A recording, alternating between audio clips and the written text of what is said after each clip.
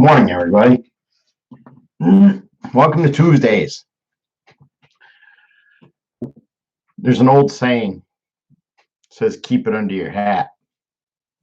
And basically, it's when you tell somebody that you don't want them to repeat. So why tell somebody something you don't want them to repeat? Well, you're giving them information and they can think about it and they can talk to you about it, but they're not supposed to talk to anybody else. So if something is under your hat, so to speak, you think about it. You don't talk about it, you think about it. And that's what I want to talk to you about this morning, is your thinking place, the thinking part of your mind. So quickly today, Proverbs 16 is where I want to take you to verses 2. Proverbs 16:2 says, all the ways are pure in his own eyes, but the Lord weighs the spirit.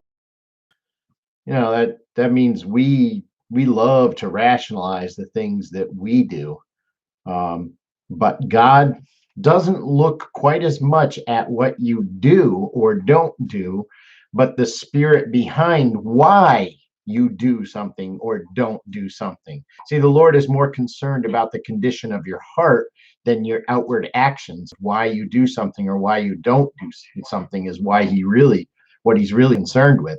It's not so much what you've done or what you haven't done, but why you did that.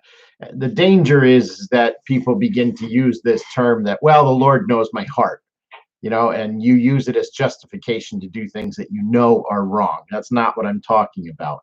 But I am talking about, you do something that outwardly to everyone else doesn't look good, but you have righteous reasons for it. And that's what God looks at more than anything else. So first thing that I want to talk to you about putting God first in your life, right? That's what Tuesdays are all about. I am second.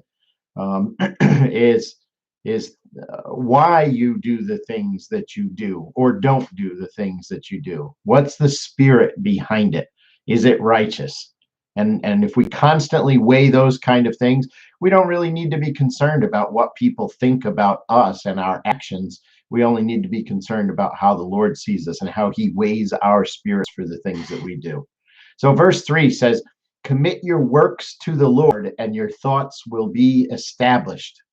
Commit your works to the Lord, your thoughts will be established. So if I commit everything that I do in a day to the Lord, then I have to think about that.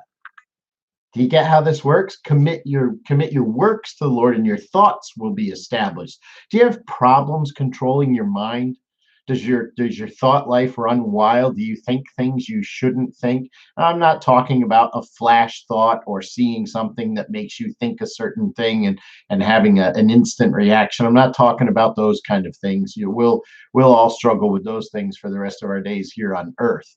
But I'm talking about your mind running wild and thinking that people, do you have a conspiracy against you? Are they talking behind your back? And boy, did you see the way that girl looked at me?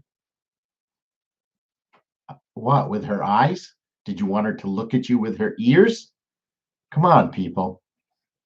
Commit your ways, your works, it says, but commit the ways to the Lord. Commit the things that you do to the Lord, and your thoughts will be established. You will begin to discover that your mind is under control, your control, so that you can pre-plan that everything you do has a purpose and a plan according to God's will for his purposes here on earth to build his kingdom.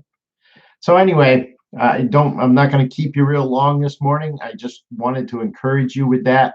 I think it's way too easy for people's minds to begin running wild in this time where we're kind of in very confined situations and have less contact with people. Although I'll tell you, you really don't have to have less contact with people.